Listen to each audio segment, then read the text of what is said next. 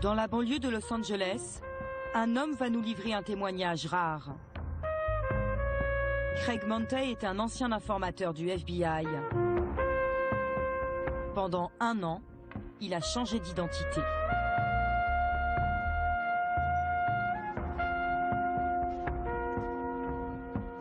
Chaque matin, il devenait Farouk Aziz, son personnage de couverture.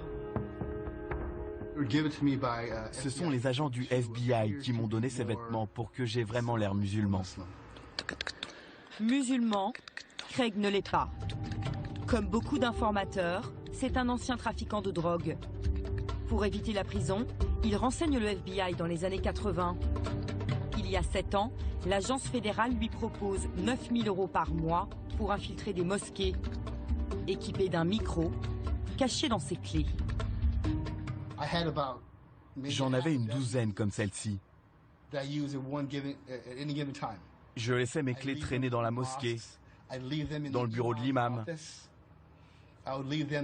chez les gens. Et je revenais plus tard en disant que j'avais oublié mes clés. C'est comme ça que j'espionnais les gens. J'étais réputé dans la mosquée pour oublier mes clés partout.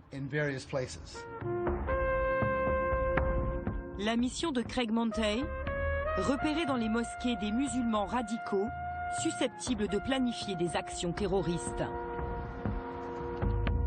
Son opération a eu lieu en 2007, 6 ans après le 11 septembre.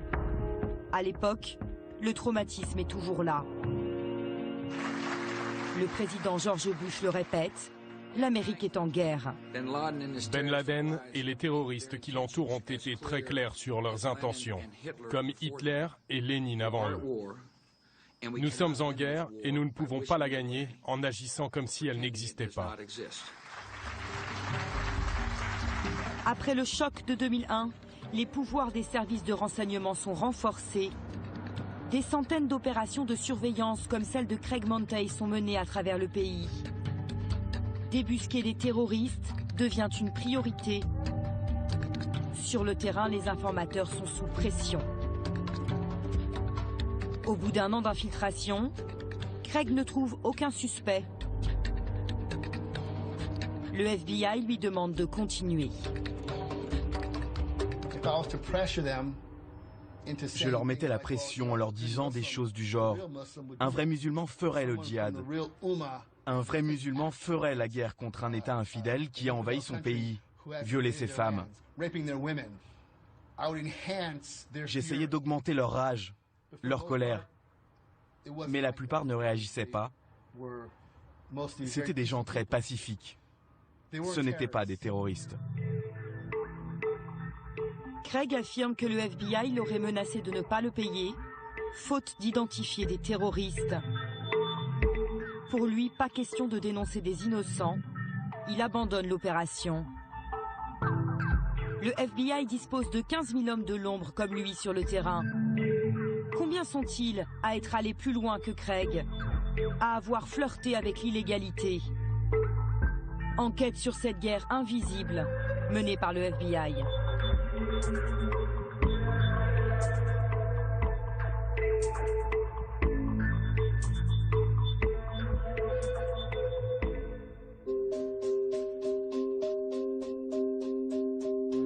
Newburgh, une ville déshéritée à 1h30 de New York. Appartements murés, trafic de drogue et une violence banalisée. C'est l'une des 10 villes les plus dangereuses des États-Unis. Newburgh aurait été le théâtre d'une des plus grandes victoires de l'antiterrorisme américain. Pendant 1 an, le FBI a mené ici une opération de surveillance.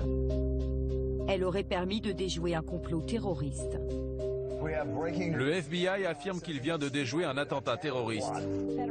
En 2009, l'affaire fait la une des journaux aux États-Unis.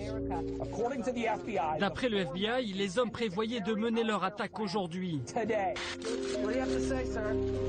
À Newburgh, 4 hommes sont arrêtés. Selon les médias, ils étaient sur le point de commettre un attentat.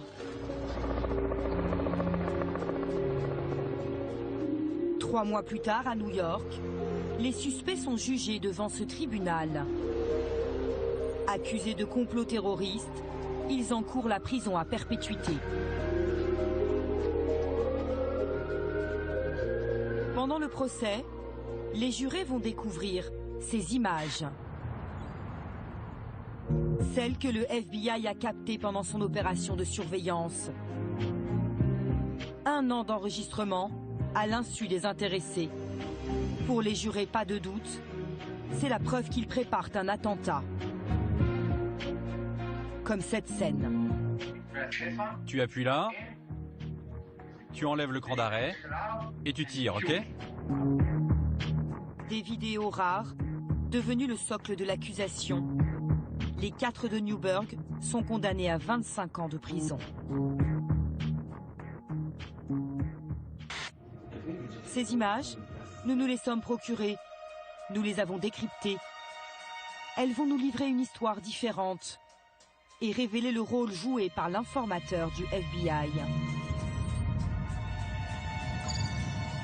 Tout commence le 13 mai 2008, quand cet informateur arrive à la mosquée de Newburgh. Il est au volant d'une voiture de luxe. Dans ce quartier pauvre, il intrigue. Il pousse la porte de la mosquée et voilà ce qu'il dit à l'imam.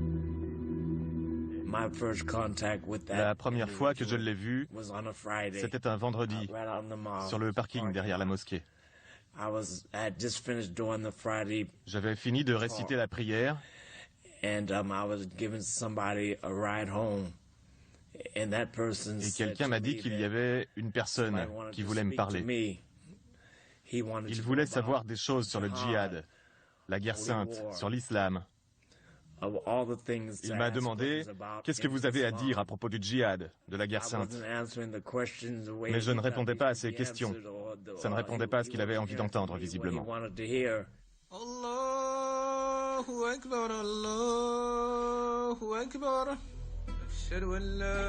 L'homme s'appelle Shahed Hussein.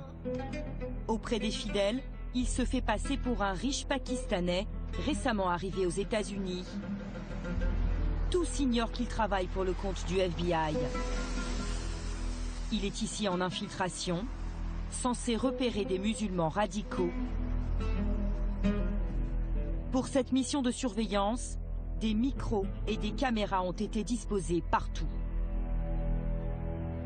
Dans la maison que l'informateur a louée pour l'opération et dans sa voiture. Le premier homme qui l'approche, c'est lui, James Cromity, un ancien dealer de crack des quartiers pauvres de Newburgh. Nous avons rencontré un avocat qui a analysé cette opération d'infiltration du FBI. James Cromity est une personne complètement perdue. Il a un emploi très modeste, pas d'argent, il est marié, il cherche un but dans sa vie. Shahed Hussein arrive et lui dit « Je vais te donner un but, je vais te donner une histoire et tu vas avoir l'impression d'être quelqu'un d'important. » Au fil des semaines, les deux hommes se fréquentent de plus en plus. James Cromity s'attache à celui qu'il croit être son nouvel ami. Il le lui dit lors d'un trajet en voiture. J'ai envie que tu sois comme un frère pour moi. Sois mon frère, Shahed. J'ai envie d'être moi-même avec toi. Je sais que ça ne posera pas de problème. L'infiltré Shahed Hussein invite régulièrement James Cromity chez lui. Petit à petit, il lui parle du djihad et d'une mission qu'il voudrait lui confier. L'informateur est assis à la droite de l'image. J'ai beaucoup d'idées pour toi, mais je t'en parlerai quand ce sera le bon moment. Mais il n'y a pas de bon moment. Allah a beaucoup de travail pour toi. Je sais que Allah ne m'a pas fait venir sur Terre pour faire la guerre. Allah t'a fait venir ici pour travailler dans un supermarché, tu penses? Non, mais il m'a pas fait venir ici pour faire la guerre. James Cromity ne se montre pas intéressé. Shahed Hussein va plus loin. il va ouvertement évoquer l'idée d'un attentat. Je peux te poser une question? Ce serait quoi, d'après toi, la meilleure cible à New York? La meilleure cible a déjà été attaquée. Ok, mais à New York ou ailleurs? L'infiltré lui suggère alors de recruter d'autres hommes. Ce serait vraiment bien qu'on ait d'autres personnes dans cette affaire, mon frère. Des bons musulmans, si possible. Ouais, mais c'est pas facile. Comment tu fais pour faire ça? J'essaie, mais à chaque fois, j'ai l'impression que ce n'est pas ma mission. Tu m'as dit que Allah s'en occupait. Alors peut-être que c'est pas à moi de le faire. À la suite de cette discussion, James Cromity va prendre ses distances avec l'infiltré. Est-ce parce qu'il ne veut pas aller plus loin? Prend-il peur? Après 8 mois de contact quotidien avec l'informateur, il coupe les ponts brutalement. En février, James Cromity dit « Je ne vais pas participer ». Et James se cache de Shahid Hussein pendant un mois. Hussein l'appelle plusieurs fois, il vient chez lui mais il ne répond pas. Le FBI sait parfaitement qu'il est de l'autre côté de la porte. La mission de l'infiltré pourrait s'arrêter là, mais ce n'est pas ce qu'il va se passer. Pour son opération à Newburgh, le FBI lui a promis 120 000 €. Après 9 mois infructueux, l'informateur va jouer une dernière carte. Il propose à James Cromity une somme d'argent qui va tout faire basculer. Écoutez leur dialogue, révélé par les écoutes téléphoniques du FBI. Allô? Tu te souviens de moi, mon frère? Parle-moi. Écoute-moi, écoute-moi. J'ai quitté la ville, j'ai tout laissé. Je suis parti, c'est tout. Mon frère, je peux te faire gagner 250 000 $, mais tu ne veux pas. Qu'est-ce que tu veux que je te dise? Ok, viens voir, mon frère. Face à la promesse de ces 250 000 $, James Cromity finit par céder. Il recrute David Williams, un habitant de son quartier, lui aussi ancien dealer de crack. Les voici tous les deux avec Shahid Hussein, quelques jours plus tard. L'informateur a créé une cellule terroriste. Il va aussi leur fournir le scénario d'une attaque et des cibles très précises. C'est Shahid Hussein qui parle. On va commencer par la synagogue. On revient et on fait ça après. C'est quoi? Les avions. L'informateur Shahid Hussein définit 2 lieux d'attentat. Cette synagogue du Bronx et cette base militaire. Au final, il a réussi à entraîner 4 hommes dans son complot.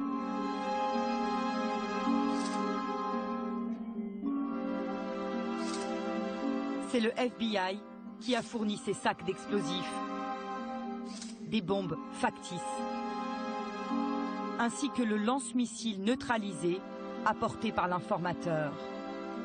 C'est lui-même qui leur montre comment le manier. Tu appuies là, tu enlèves le cran d'arrêt et tu tires, ok? Quelqu'un veut essayer? Une personne à la fois. Un scénario créé par le FBI, de fausses armes. Pourtant, les 4 de Newburgh ont été condamnés à 25 ans de prison pour complot terroriste. Sam Braverman a tenté de les défendre au procès, en vain. Pour cet avocat, ils ont été victimes d'un piège tendu à dessein par le FBI. Quand Shahid Hussein est arrivé à Newburgh, c'était comme un pêcheur qui cherchait ses poissons. Mais dans ce cas précis, il n'y en avait pas. Alors il a créé des poissons, il a créé des terroristes. Ces hommes étaient là dans leur vie pas très heureuse, des vies misérables.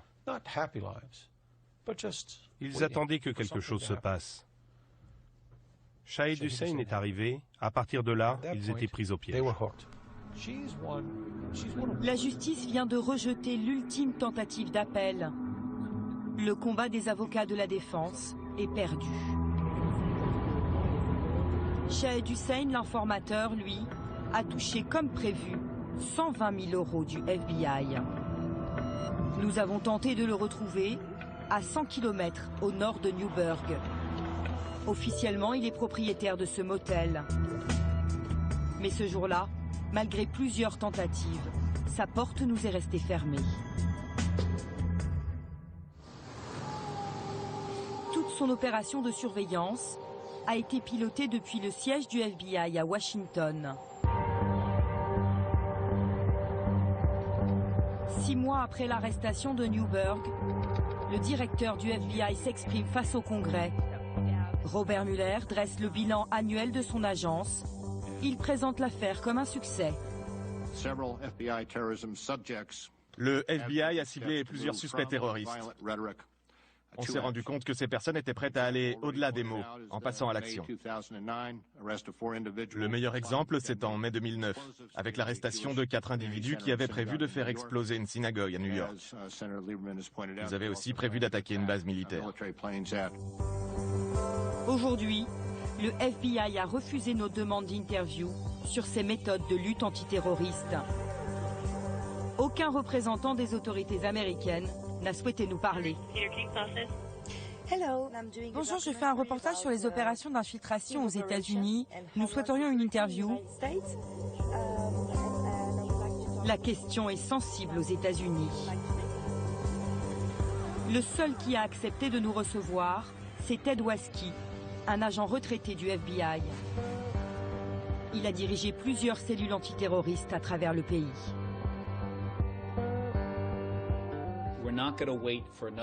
On ne va pas attendre qu'un autre building se fasse attaquer pour agir et pour identifier les cellules terroristes. Les Américains et le monde entier tiendront le FBI pour responsable s'il y a une autre attaque terroriste. D'après Ted Waski, la fin justifie les moyens. Nous l'interrogeons sur l'opération de Newburgh et sur le rôle très actif de l'informateur. Qu'est-ce que vous pensez de ce comportement ? Si ce n'était pas Shahid Hussein, ils auraient trouvé quelqu'un d'autre qui leur aurait offert de l'argent pour appuyer leur cause.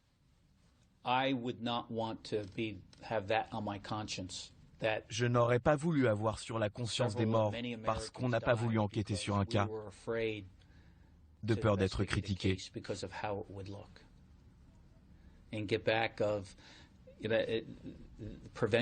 C'est préventif. On ne sait jamais jusqu'où ces hommes étaient prêts à aller. Combien d'attentats ont été déjoués grâce aux opérations d'infiltration? Impossible de connaître ce chiffre. Secret défense, d'après les autorités américaines.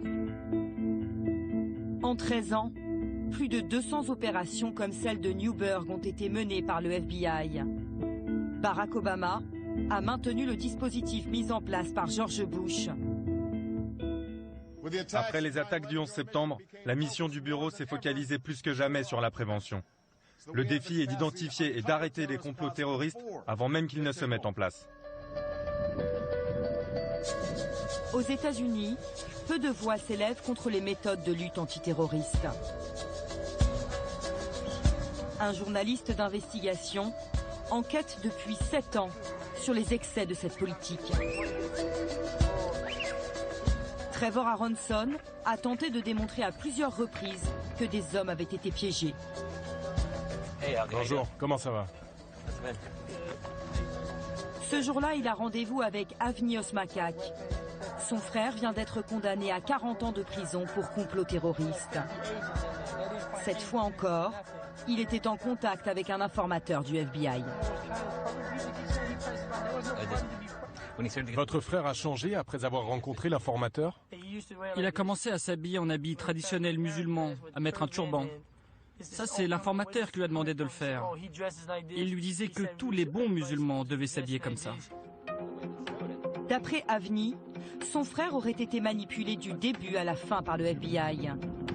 Dans cette affaire aussi, tout a été enregistré. L'informateur a procuré des armes à Sami Osmakak. Il lui a appris à s'en servir. Il qui l'aurait poussé à enregistrer cette vidéo djihadiste. C'est l'infiltré du FBI qui tient la caméra.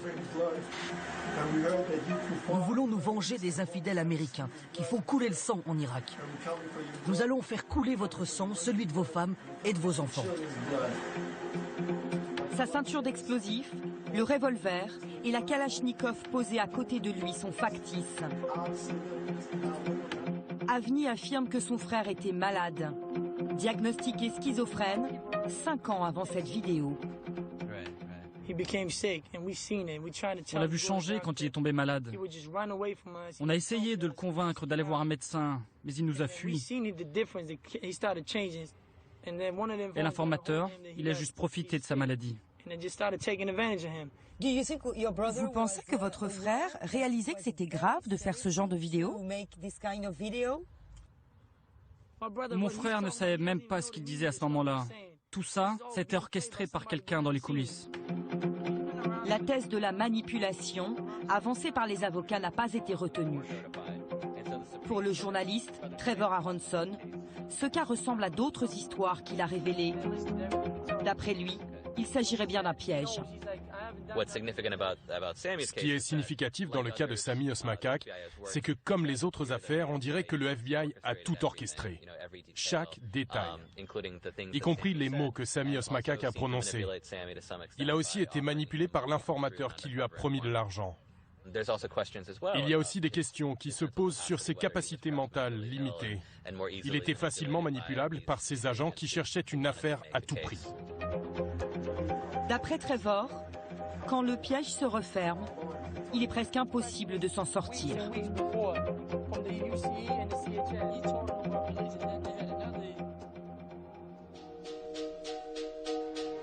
Nous partons à Miami, entendre une autre parole. Celle de Rothschild Augustine. En 2007, il a été condamné à 7 ans de prison pour apologie du terrorisme. Il vient d'être libéré. Nous le retrouvons à Liberty City, l'un des quartiers les plus pauvres de Miami. Le gouvernement nous a piégés.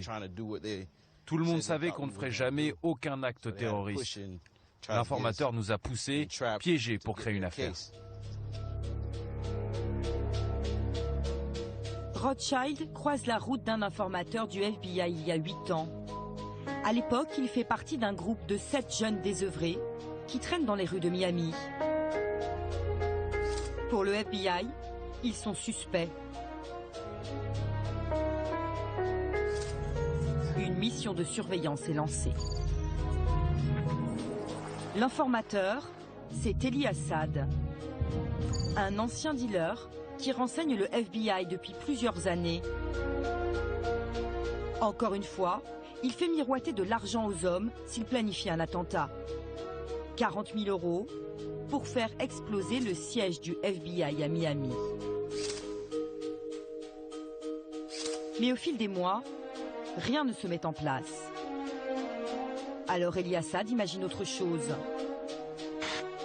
Ce jour-là, il convoque tout le monde chez lui. Je représente Oussama Ben Laden. C'est lui qui parle sur cette vidéo. Sous les caméras de surveillance du FBI, il demande au groupe de réciter un serment à Al-Qaïda qu'il leur dicte mot pour mot. Maintenant, vous répétez après moi. Je jure devant Dieu, le Tout-Puissant, de m'engager entièrement. Rothschild est l'homme au t-shirt blanc. C'est à cause de cette vidéo qu'il a été condamné pour apologie du terrorisme.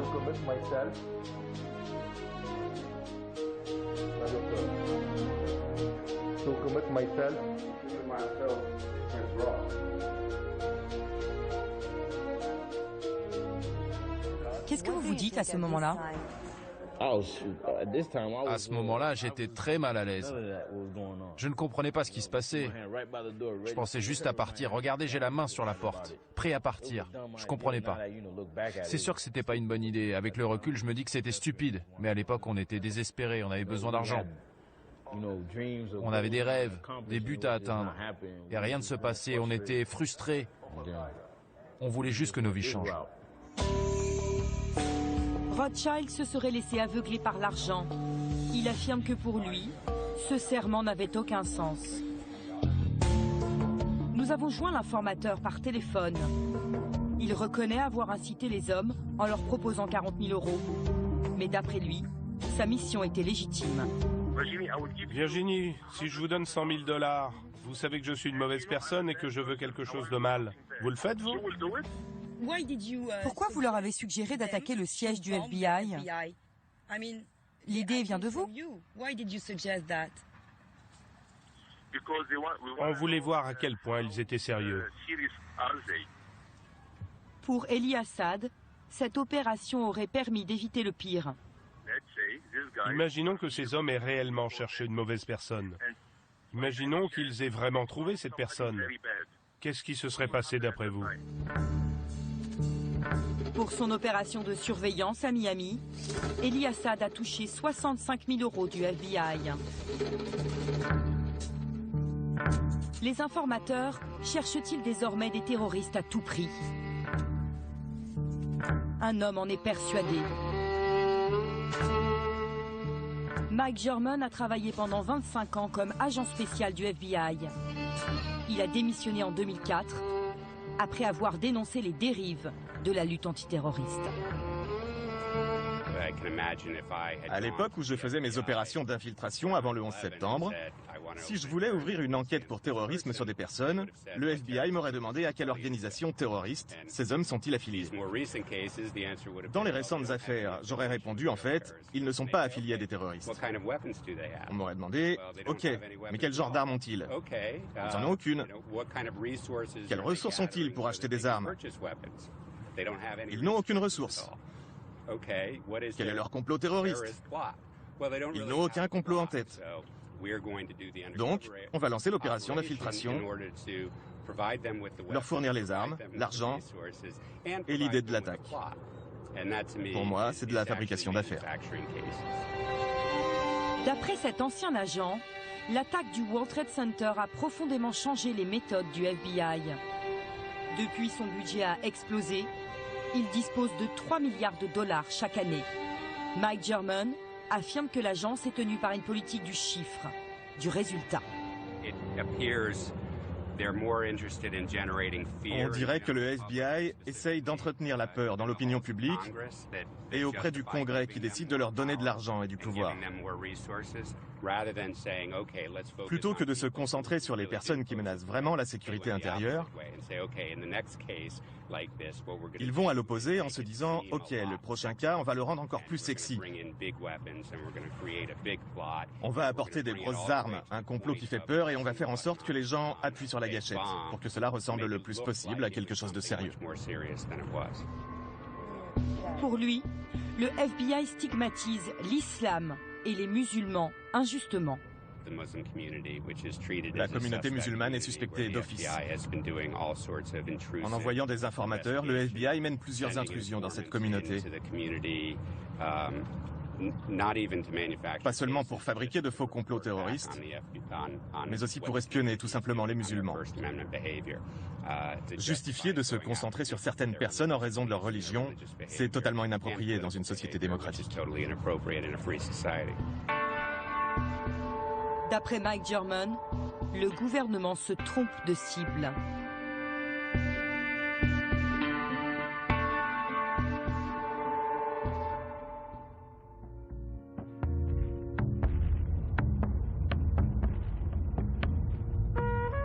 Après un an d'infiltration dans la communauté musulmane de Californie, Craig Montey, l'ancien informateur, n'avait trouvé aucun djihadiste.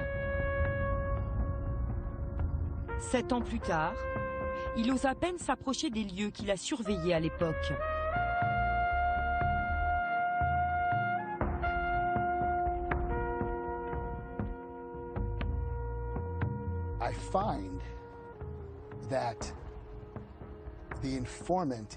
J'ai découvert que l'informateur est celui qui oriente les individus,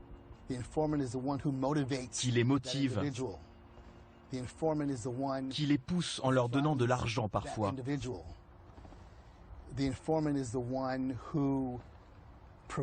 Qui révèle des vices en eux. Vous enlevez l'informateur, il n'y a pas d'affaire. En 2009, Craig Montey a porté plainte contre le FBI pour atteinte aux libertés civiles. Il a perdu son procès. Il aide désormais les avocats de la défense qui tentent de révéler les pièges tendus par les informateurs. À ce jour, la justice américaine n'a jamais reconnu la thèse de la manipulation dans des affaires de complot terroriste.